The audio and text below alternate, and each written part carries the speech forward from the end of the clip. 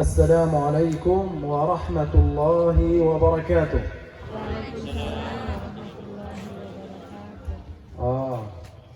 طيب الأخوات سجع. السلام عليكم ورحمة الله وبركاته. وعليكم السلام ورحمة الله وبركاته. إخوان السلام عليكم ورحمة الله وبركاته. وعليكم السلام ورحمة الله وبركاته. ما شاء الله. Apa kabar? Alhamdulillah. يعني sedikit bahasa Indonesia. طيب بسم الله الرحمن الرحيم. الحمد لله رب العالمين والصلاة والسلام على قائدنا وحبيبنا وشفيعنا محمد صلى الله عليه وسلم وبعد. بداية أرحب بكم أولياء الأمور والطلاب الجدد والطلاب القدامى وكذلك المدرسون كل باسمه ولقبه فجزاكم الله خيرا. Baik, bismillahirrahmanirrahim. Setelah Syekh bersyukur kepada Allah, mengucap hamdalah dan bersalawat atas Nabi, Syekh berkata, pertama-tama Syekh ingin mengucapkan selamat datang bagi seluruh wali santri beserta santri baru yang telah datang di tempat ini. Dan saya juga mengucapkan kepada para asatidzah, para guru dan semuanya, jazakumullahu khairan, semoga Allah membalas dengan balasan yang terbaik. Amin ya Allah ya Rabbal alamin.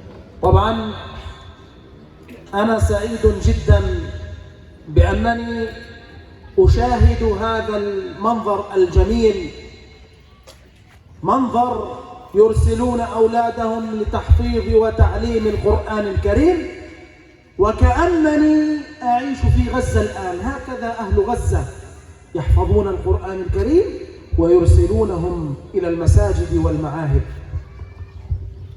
Saya berkata bahwa beliau sangat senang sekali melihat para hadirin sekalian yang ada di sini, di mana di depan saya, di depan saya saat ini adalah para orang tua yang mengirim anaknya ke Ma'had ini untuk menghafal Al-Quran dan untuk belajar ilmu-ilmu keislaman. Dan seakan-akan Syekh merasa bahwa beliau sedang berada di Gaza saat ini.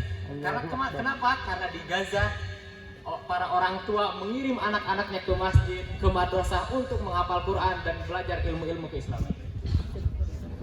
وأهل غزة في كل عام يحفظون القرآن 4000 طالب وطالبة يحفظونه غيبا. هل تعلمون لماذا؟ لأنهم يشجعون أولادهم ويرسلونهم إلى معاهد تعليم القرآن وإلى مساجدهم لتحفيظ القرآن الكريم مثلكم تماما. Saya berkata tentang Gaza, yaitu di Gaza setiap tahunnya ada muncul keluar sekitar 4.000 menghafal Al-Quran, yang mereka menghafal Al-Quran secara tidak melihat Al-Qurannya. Mereka bisa melafalkan Al-Quran 30 juz tanpa melihat sama sekali. Kenapa? Karena disinilah peran orang tua, para orang tua di sana menyemangati anak-anaknya untuk menghafal Al-Quran, dan prakteknya mereka mengirim anak-anaknya ke syekh, ke para guru Al-Quran. Mereka mengirim anak-anaknya untuk menghafal Al-Quran. وأريد أن أسأل الجميع سؤالا: من يحب والديه؟ Syekh ingin bertanya suatu pertanyaan, siapa di sini yang mencintai kedua orang tuanya? Masya Allah semuanya. Masya Allah. إذن من يحب والديه فليحفظ القرآن الكريم، لأن الله أو لأن رسول الله صلى الله عليه وسلم قال: حافظ القرآن يلبس والديه تاج الوقار يوم القيامة ضوءه أحسن من ضوء الشمس في الدنيا. ما شاء الله. Maka dari itu, jika misalnya kita memang benar-benar mencintai orang tua kita, maka hafalkanlah Al-Quran. Kenapa? Karena Rasulullah Shallallahu Alaihi Wasallam bersabda, hafalkanlah Al-Quran. Barang siapa yang menghafalkan Al-Quran, maka orang tuanya akan dipakaikan mahkota di hari kiamat yang cahaya mahkota tersebut lebih terang daripada sinar matahari. Masya Allah. إذن من أراد أن يكون في الجنة وطفله وولده يلبسه يوم القيامة تاج الوقار أحسن من الشمس في الدنيا فليرسل أبناءه إلى تحفيظ القرآن الكريم ويشجعه على ذلك. Maka jika di sini ada orang tua yang dia menginginkan surga dan dia ingin di hari kiamat kelak dia dipakaikan sebuah mahkota dari anaknya, maka wajib bagi dia untuk menyemangati anaknya untuk menghafal Quran dan mengirim anaknya ke tempat tahfidz Al-Quran. وفي هذا المعهد المبارك طلاب يحفظون أجزاء كثيرة بإذنه تعالى خلال الأشهر القادمة سيحفظون القرآن الكريم كاملا وهذا شيء طيب في هذا المعهد. Maka di mahad ini semua para santri, semua ustadz-ustadznya menghafalkan Al-Quran setiap hari dan dia tidak berhenti, mereka tidak berhenti untuk menghafalkan Quran, membaca Al-Quran di mahad ini. وفي هذا المعهد الطيب المبارك أتحدث مع الطلاب باللغة العربية وكأنهم عرب فهذا شيء يعني عظيم كأنهم عرب يتحدثون باللغة العربية. Dan alhamdulillah di mahad yang insya Allah berkah ini Syekh sendiri berbicara dengan para santri dengan menggunakan bahasa Arab, bahasa Al-Quran. ونقول لكم كذلك أيها أولياء الأمور والطلاب الجدد أنه يوم القيامة إذا أردت أن تنجو من النار فعليك بحفظ القرآن الكريم. قال صلى الله عليه وسلم إن الله لا يعذب قلبا وعى القرآن الكريم.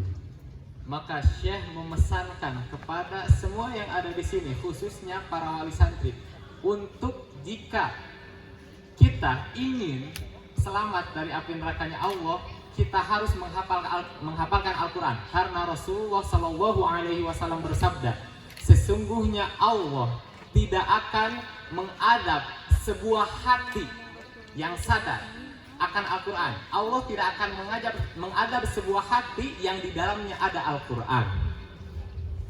ومن أراد أن ينجو من النار يوم القيامة فليحفظ القرآن الكريم.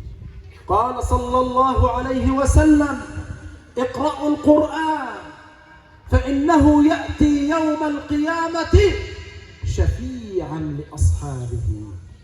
Maka barang siapa yang ingin selamat dari hari kiamat, pada hari kiamat, maka hendaklah dia menghafalkan Al-Quran. Karena Rasulullah Shallallahu Alaihi Wasallam bersabda, yang artinya, bacalah Al-Quran, karena Al-Quran akan datang pada hari kiamat sebagai syafaat bagi para pembacanya.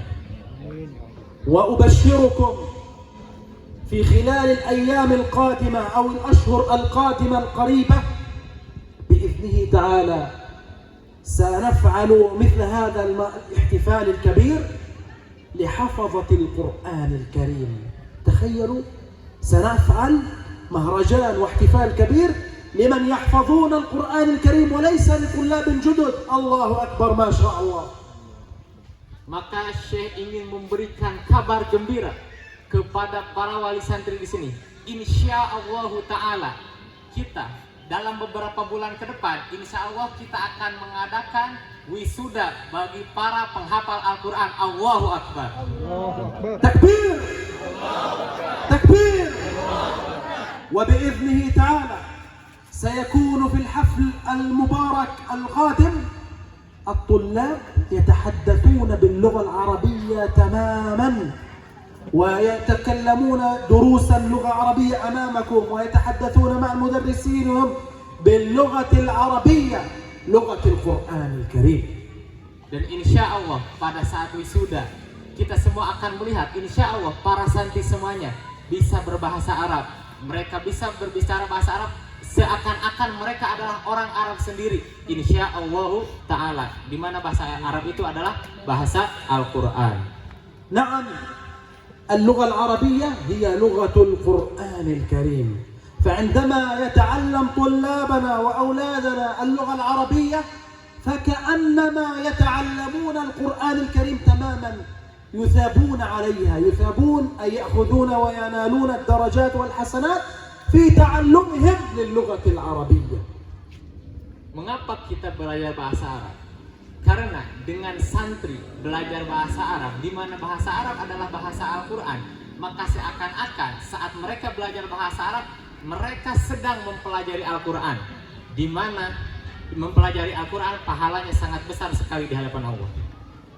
وهذا يتطلب بعض الأمور والشروط لأولياء الأمور. Dan hal ini dalam perkembangan para santri ini mengharuskan beberapa syarat bagi para wali santri.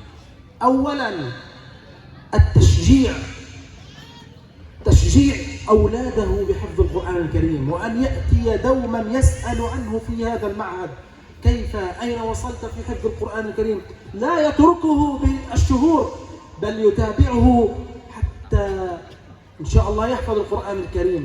كيف تشجعه ولو بهدية بسيطة، تكرمه بهدية بسيطة، تقول له إذا حفظت جزء من القرآن الكريم فلك هدية، يتشجع الطالب ويصبح يحفظ القرآن الكريم كثيرا. إذن التشجيع أولا من طرف أولياء الأمور. Syarat yang pertama bagi para wali santri agar mereka bisa memiliki anak yang hafal Al-Quran, yang pertama adalah menyemangati terus-menerus anaknya.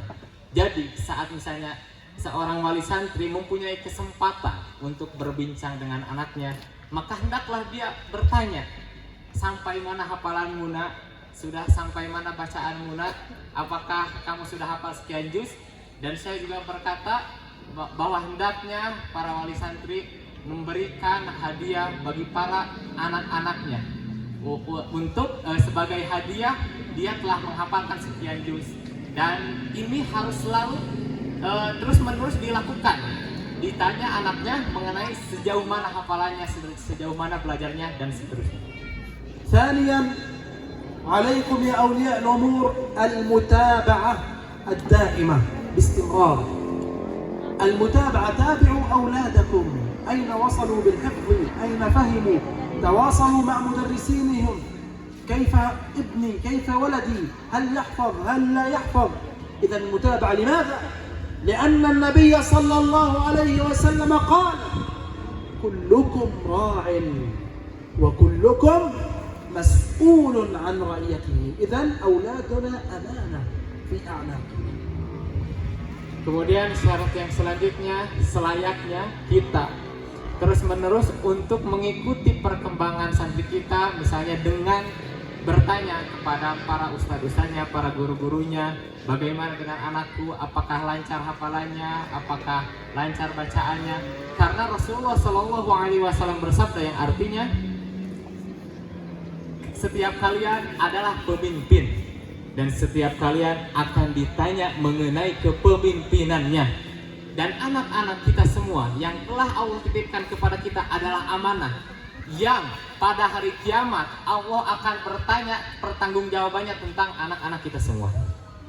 فنحن في غزة كيف يحفظون الأولاد الصغار 10 سنوات القرآن الكريم؟ كيف؟